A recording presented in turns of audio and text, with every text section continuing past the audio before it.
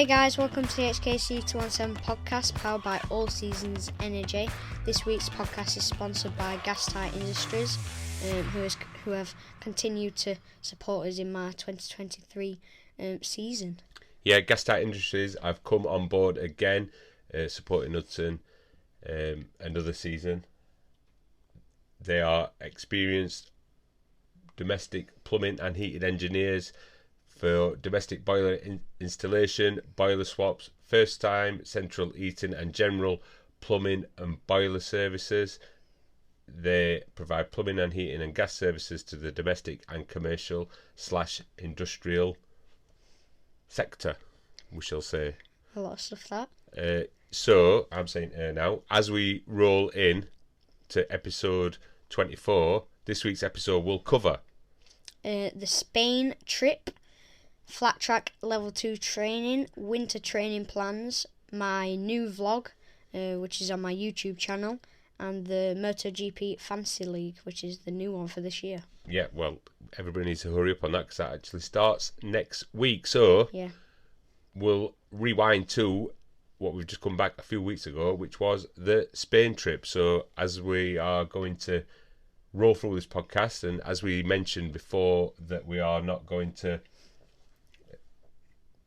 put any footage in on this, so there'll be an upcoming vlog that will come on this. So this one is just basically going to be us talking about the Spain trip, on the cuff, one take, and then we're just going to put that podcast out, and then there will be an upcoming vlog which Hudson has done about the Spain trip, and it's the first time we've talked about the Spain trip. So what did we do in Spain, and what was the Spain trip like?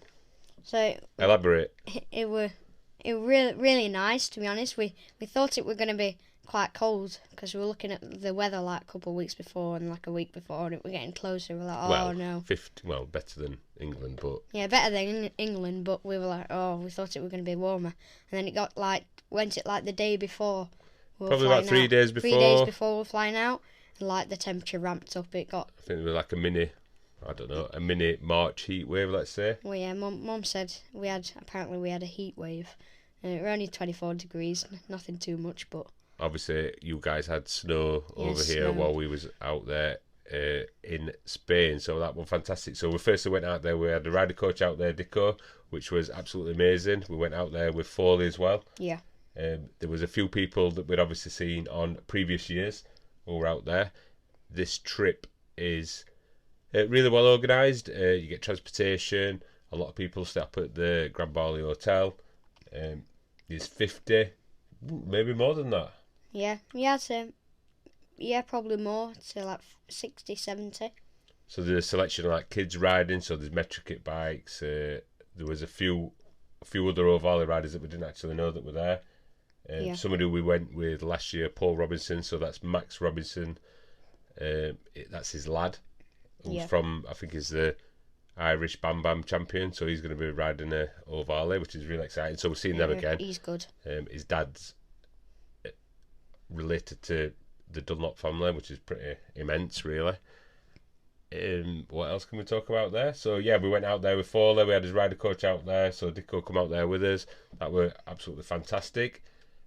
We flew out there, went together with Dico. Yeah. We had a week of training. Yeah, week of training. It were very good, to be honest. We got in contact with Dico, who were Hudson's rider coach in the first year of the MLAV Academy, and you were actually buzzing, weren't you, that we got Dico in. You worked really well with him last couple of years ago. It were nice to see him again.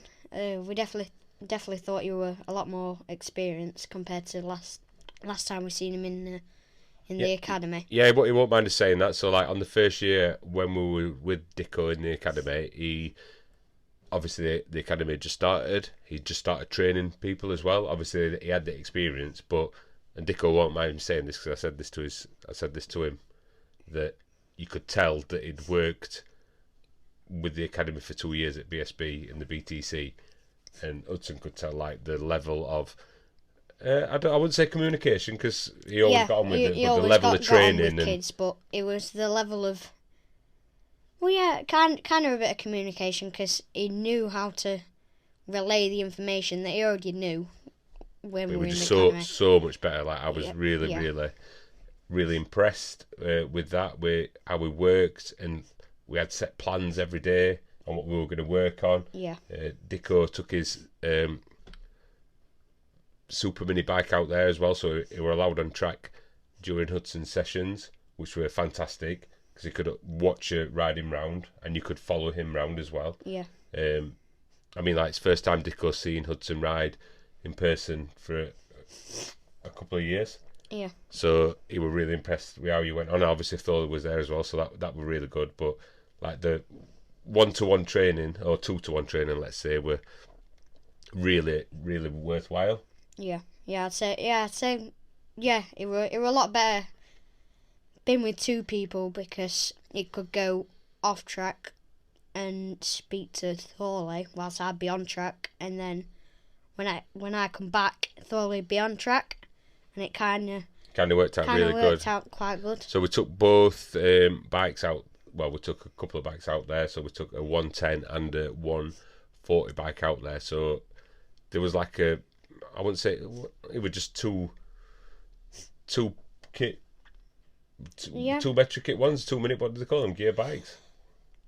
Well, last year they called it like gearbox metric kits or something, and then this year they said it was, what was it? It was, I think there was a slow and a fast group. Metric kits, yeah, slow metric kits and fast metric kits. So I think in the slow group they had metric kit 50s, but there was a mixture. Oh yeah, there were a few bam bam. I call them bam bam because that's what the Irish people call them. So there was a few 90. Probably 4 of them bikes, was there not? 4, I'd say. 4 90s? Yeah, 4. 3 or 4? 3 or 4 or 5, I'd say.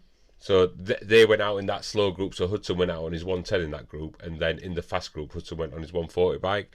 So on the first, probably 2. Well, you did that all week until they kind of changed the schedule a little bit. So you was doing, and we clocked it. It was like 100 laps per day. 100 laps a day. So we're not doing double session because it wasn't back to back, but there was the mini GP session, then a break, and then the 140 session, which were really good for you. Like you like that. Like Hudson's like super fit. He could do that. It was quite intense. Like doing that many laps. Yeah, like later on in the week, they had to make it they one changed session. It, yeah. The numbers dropped down for the like mini GP bikes a little bit, so I don't think it warranted running 2 sessions, which you were a little bit disappointed in that. But towards the end of the week, you got tight, like you got more and more tired. I mean, like there was a lot of laps, and they extended the session time. Yeah, because they made the metric kits all into one group because they didn't have enough to split them into 2 groups and slower and that. So they made it one group, and they just added another 5 minutes. About 5 minutes, so it was still a long session. Yeah. It was still a long session. It was very, very long. I mean that as well. Hard to stay on track. And towards the end of the week as well, it was getting hotter and hotter and hotter. So like on Monday, it was really nice conditions, perfect conditions, I would say, really. Like, but it wasn't hot. Yeah.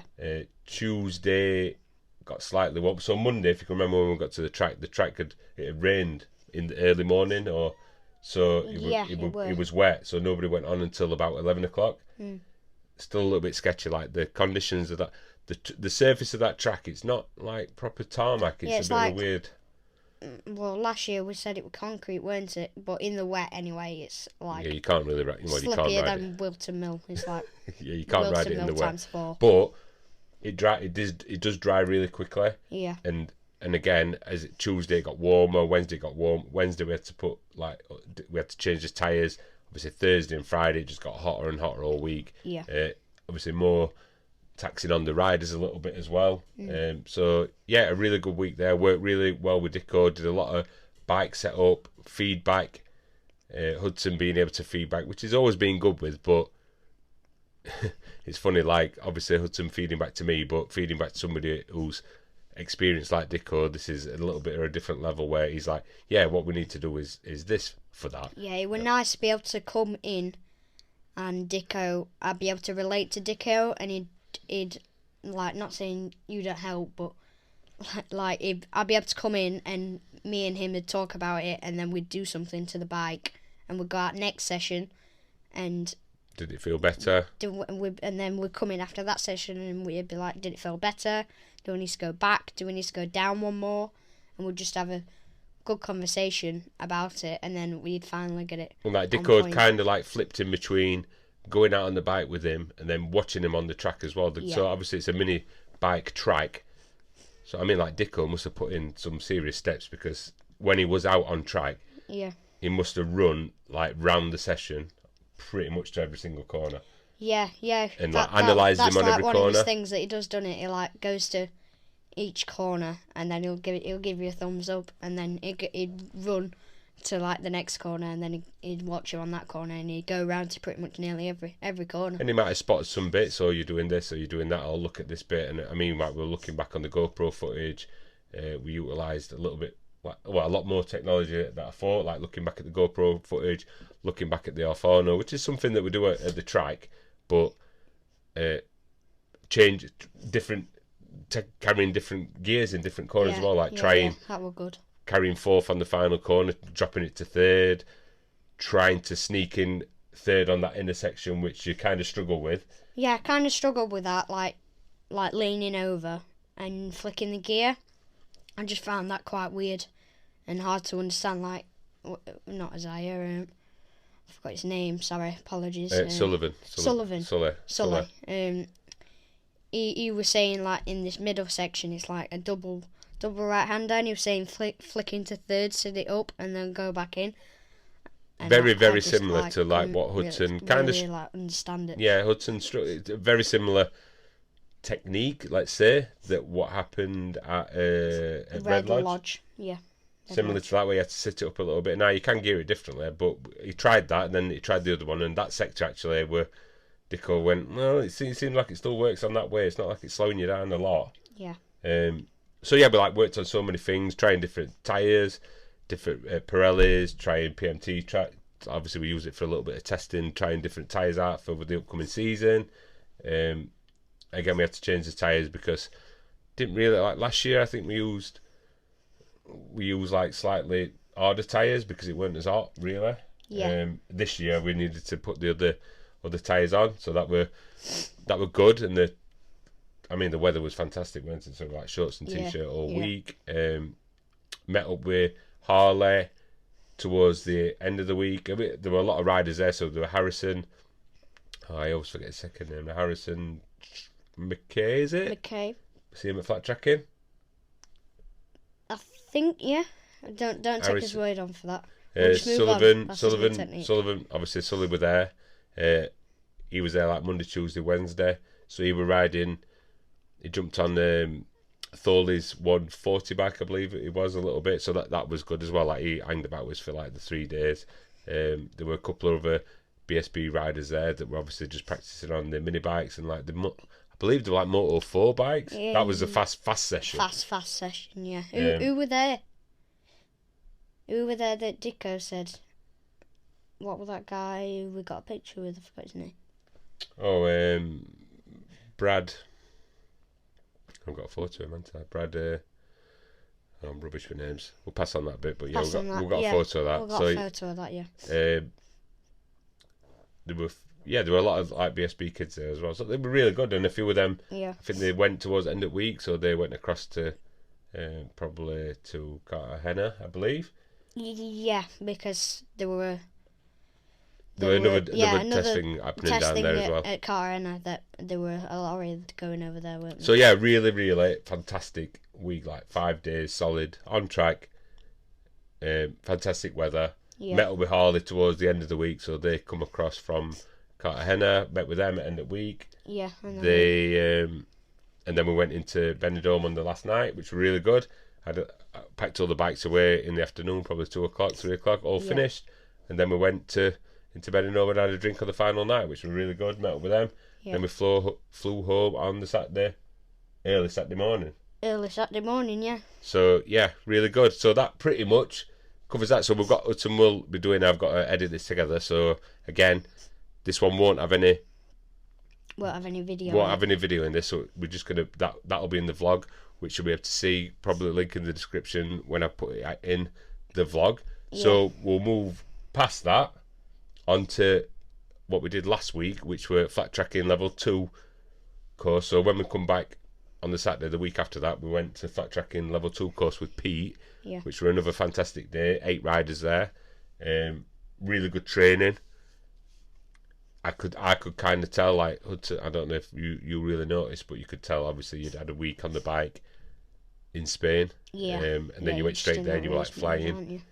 You've sound like you're on fire down there, so that were really good. It's not a private hire day, but it's 8 people, not an open session day. It's up to like 10 people. Yeah, 10 to 12 people can do it. Really, really beneficial. Owning your techniques. I mean, like, again, it's good. Like this time compared to last time, it were a lot better, I thought, because they were using video and stuff, and it were Luca sat on the hay bales, like videoing you, coming around the corners and watching your body positions. That were really like fantastic that Luca were doing that, and they're going to step up the game a little bit, doing stuff like that, trying to record people while they're on track. So that really good. Good riders there. I mean, like Hudson were like flying around with Pete and this other guy. I forgot the other guy's name, but we have seen him on a course there before. Yeah, he said he were a mechanic. I'm sure he did to me. Yeah. Yeah. He's regardless, he's a good flat track rider, and like we've got again. I think you did do some recording for that one, so there'll be a vlog of that. Yeah. The level 2 training day as well, which. I mean, I was doing this as well with Hudson, so it was beneficial for me. We did like practice starts. I think that was what beneficial, like made you a lot better. What about the crazy wet session? That was. Yeah, so they'd like covered the track in water. It looked like glass, like ice. Yeah. Went on it and it was super slippery. Wow. I mean, like you were all of us, 8 of us were on track riding round like it was an ice rink. It was walking pace. Yeah. You couldn't put the revs on, and then the track gradually come back, so you were really sideways. It were good, and Pete related a little bit of that to say it's like conditions are changing on a track, full stop. It doesn't matter that it's flat track. A practice session, and you can feel the track coming back to you. It were really like weird feeling, like because one lap you go around, you'd be like, oh, and then next lap you could push harder.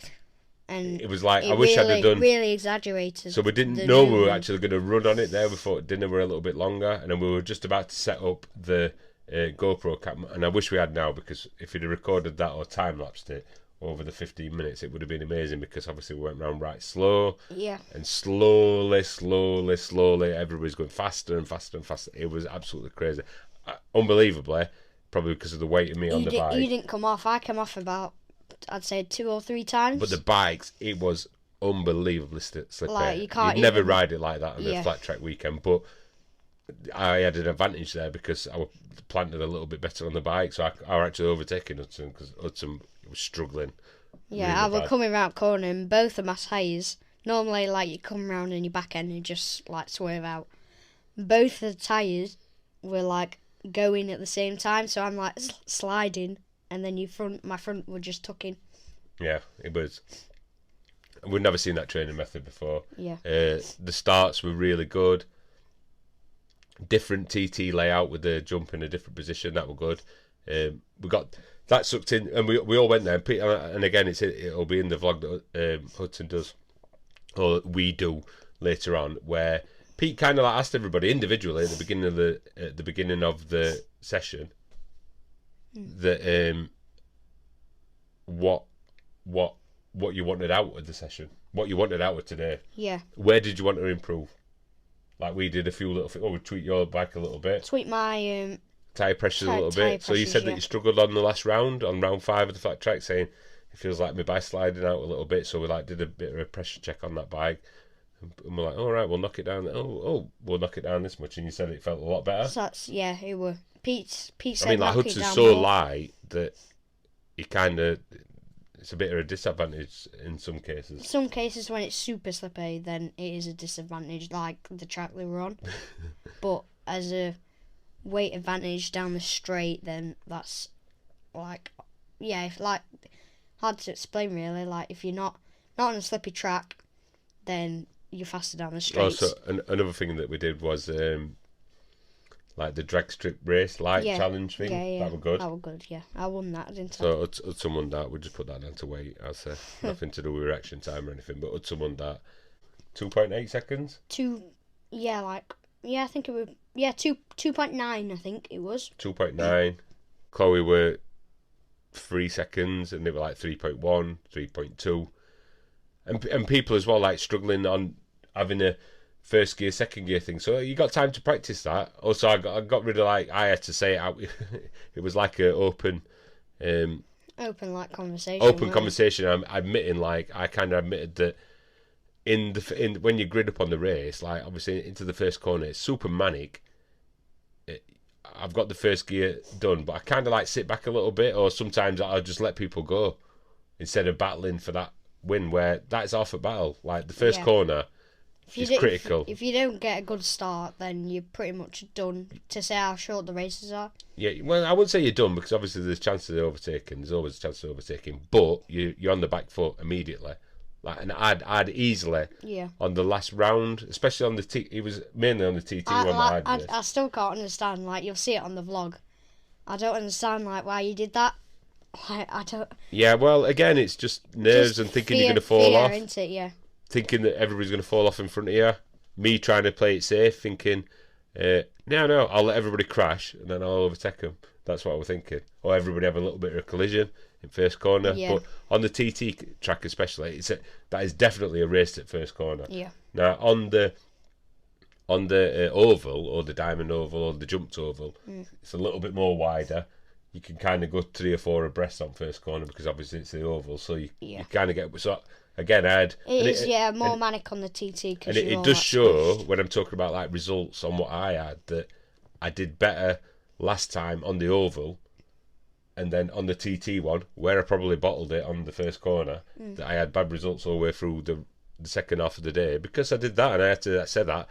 And there weren't only me that said that. There were another guy who was in the next class up, and he was the same. He said exactly the same as what I said, that I don't really try hard enough on first bit. I'd rather sit back. And let people just take first corner, and then I'll try and gain places back after. But that is a lot of the battle gone. Yeah. We're not waste. Well, wasted. Pete's exact words were, half of the race is the race to the first corner. That were the words he said. So that were another wicked day. I mean, it was literally 5 days after we come back from Spain. 7 days after we come back from Spain. 7. Carried on, obviously, racing. We've been training, winter training plans, obviously, to do with Spain. We touched on that a little bit. That was part of it, having a coach out there. I mean, you've got to keep on your A game, haven't you? Yeah, well, we're close to the season starting now, and last year we went out there with a few people, and I believe that played a big part on Hudson's season. And again, we've had to step it up to I believe, the next level. Yeah. And it was the next level. And I mean, Dicko, absolutely fantastic. We were well happy with what you got and how you're transferring them out. You might have seen some videos. Looking really good. Yeah. Settled a lot more on the 140. You felt a lot more comfortable on that. Did some tweaks. Obviously, with Dicko, it helped a lot. Because before I was kind of struggling with the 140, and now I feel like I'm more at 1, if you'd like to say it like that. At 1 with Neil. The bike. On the 140, you definitely got a lot of confidence back on that 140, which we didn't ride a lot of that 140 last year. We used that 140 we used the 110 bike in the 140 sessions, because Hudson were faster on his 110 than his 140 last year on numerous occasions. And we just kind of push that to the side, but now this year it was kind of using it as double track time. Yeah. Obviously, we're fighting for championship with Travis and Jack, but it's no secret. Travis as well, they kind of did the same as well. That they were racing the 110, so Hudson and Travis would have a 110 race proper, and then in the 140 race, Hudson and Travis would be racing the 110s together, and it'd be just Tyler and Wilson, a few others in front. So it was double track time. Double track time, yeah. But I think if you weren't allowed to run your 110 in the 140s, then I think I would have improved on my 140 a lot more. You would have. That's not actually allowed this year. It's not allowed. No. Yeah. You can't do that. On the first round at Teesside, I run the 140 just in the 110, and we didn't even have a 140, did we? No, we didn't have a one. Yeah, so is it well, it is a shame that they don't do that. But now obviously it's like 140, 160, so I can see why they're not doing that. See why, now. yeah, it'd But be a bit manic. that was good that they did that, and they've done that I think years before that, and yeah, it's a good bonus, a little bit of track time. Good bonus little track time. You're not a million miles off on that 110 with 140s. Obviously, yeah, you're never going to do a 140 sharp end of the grid lap. But it's still, if you think about it as track time, it's a lot more track Well, time. It's again, like double the track time, isn't it? I mean, like I think this happened with Travis as well, and you like probably come fourth in it. Like the people that you were behind were basically like Tyler, Wilson, And Wilson, yeah, Thorley, all on 140s. All on 140, so not bad. Not too bad. And you were beating 140. You could beat 140 riders on your 110. Yeah, 140 riders on my 110. Well, I'm actually quite surprised. Like long tracks like Teesside and Three Sisters, it's you're a bit at a disadvantage. Big disadvantage. And that happened out there as well in Spain. That Max had a 140, and he was in your 110 session. Yeah. So like you were riding socks off at 110. Riding socks off at 110, and then Matt's here. if he were close to him, he'd be able to blow him down back straight, and then Hudson would have to take him in infield, and then he'd blow him down back straight again. But it's good overtaking, good practice. Overtaking, yeah. I mean, that Max as well, like, he massively improved over And the I week. think that were another factor of it, that it was good for overtaking, me being on an underpowered bike and having to work on your corners. Yeah, work on my corners and work around my difficulties with my bike. Yeah, well, underpoweredness, but yeah, well, no, yeah, that is good. Yeah. Good overtaking practice. Yeah. So we'll crack on from that. Obviously, we're distracted there talking about went on to Spain then, didn't we? But yeah. So next thing we'll cover on is the vlog, which obviously we've plugged a little bit there. So make sure you look into the comments. You'll see the vlog to do with Flat Track Round 5, where Hudson kind of documented it or vlogged it. Yeah. As you want to call it, vlog. It's gone down really well. I had a lot of good feedback from that. People have enjoyed that, and Hudson's obviously been practicing doing a little bit more of that stuff when we've been going out, and people, I think it is a good perspective to listen from Hudson's perspective. That's a big word. Of him racing, and it went down well. Yeah, people have really enjoyed it. Went down quite good. I thought it was going to be a lot harder than it were, but if you just like, again, as we said, there's not a lot of recording. Like the video that I edited together were like 8 minutes long, so probably from 30 minutes of recording total, I got 8 minutes of stuff out there. Didn't even include any GoPro footage either. Yeah. But you got to kind of think of it. They have to be a little bit short and sweet then. Yeah, as like a side thing, and like you were saying, it has to be short and sweet. Yeah. Short and sweet, interesting. So yeah, thanks for everybody who give feedback. Don't forget to check in the comments or check in the description. Yeah, you'll give us some feedback on that. Some feedback on it. Check in the description. You'll see the link to the vlog. Don't forget to like and subscribe. The next thing we're going to touch on is the upcoming MotoGP Fantasy League, which is starting. We're on Monday night. We're recording this week, and the MotoGP weekend starts on Friday. Wow, so you need to get on the case on doing that. So what we're going to do this year, there's going to be. Last year we had an amazing number of entries. We had like 71 people. 71 people, yeah. Kind of that post must have obviously picked up a little bit of traction on Facebook and on Twitter, I believe it had. So we had 71 people entering that. You don't have to enter individual teams per league that you join. So some people must have been already in doing the fantasy league. Yeah. Probably from For the Love of MotoGP. A few people jumped in our league from theirs. Yeah.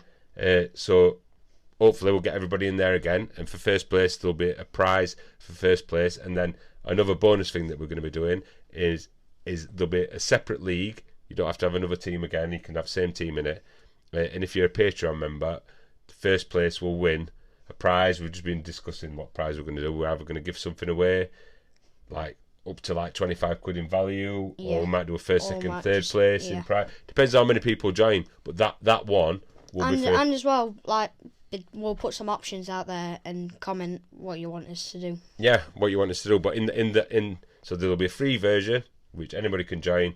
There'll be just a little prize. I don't know what it'll be. It might be an HKC hat or a T-shirt or something like that. And then this Patreon one, there'll be a prize, or there'll be prizes. We've been dabbling about the idea that it'll be like 25 quid in value, or something of like up to that value. And that one will be for people who are in Hudson's Patreon only. So to be in Hudson's Patreon, you can pay from £1 a month up to whatever level you want, depending on what kind of sponsorship you want or wherever you want to help out.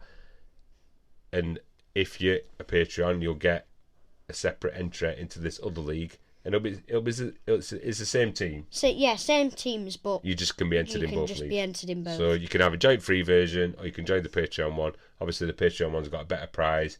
Obviously, that's funded a little bit, so that'll be fun. And we had good fun last year. We'll be updating both leagues during the podcasts. Yeah, every week. Obviously, if you listened to the podcast last year, you'll have noticed that every MotoGP weekend we'll do a Fantasy League update, so you've got a chance of getting mentioned on the podcast. We do top five players in the league, which is fun. That's a little side topic that we spent 5 minutes on. We'll try and do a bit better this year. Who you need to do better? Me then. Where did you come last year? Above you, mate. Well above you. Can't really say no on that side of racing, can I? So that's and it's fun and it's free. Yeah. There's a free version and there's a paid version if you want to jump in for a prize. So yeah, I'm dabbling in 25. It'll be something worth like 25 quid or something if you win the Patreon only one, which is people who are already patrons will be jumping in it already, which a few people were last year. Luca, John, Dan, Steve. Who else were in it? Jack. Yeah, Jack. He joined it late, didn't he? Maybe he'll be in it sooner. Yeah, well, that's why we're trying to get this one out now, so you can join in time. So you need to, and the link will be in the description, and the code for the free one will be in the description on how to sign up. It's free to sign up. You just need to sign up with your email address. Put in the code for the free one, Bosch. If you're a Patreon, you need to message me, and I'll send you the code to the Patreon only league. Bish Bash Bosch, and that is it. That's it, yeah. That's a wrap. That is a wrap, yeah. And another reason why we can do this is like 30 odd minutes, one take, apart from cutting out Hudson's coughing. Sorry. And we could just put this out straight away, and we could put it out quickly. And it has kind of worked. That what I was saying, it's a lot quicker to edit. Yeah. It's a lot less stress, I'd say, compared to. Yeah, it's always do it all in one 30-minute video. And it takes put the footage on. It takes like 5 hours. Yeah, it takes me a week after I have to record it. So I know for a fact that I can pretty much do this, stop recording, pretty much upload this tonight or tomorrow. But I can do it. It's just an easy job. Yeah. Yeah. Yeah. All done. Good. So don't forget to head over to Hudson's YouTube channel if you want to see more video content. If you like to leave a review on iTunes, Spotify, wherever you listen to the podcast. Don't forget you can listen to it everywhere pretty much. Just search for the HKC 217 podcast. Like and subscribe to his YouTube channel. Yeah. Hit up his socials. Search for HKC 217. Bish Bash Bosh. Give us a like and subscribe. It's free. Give us a like and a subscribe. It's free. I hope you're enjoying it. So until the next podcast, we shall see you in a bit. Bye.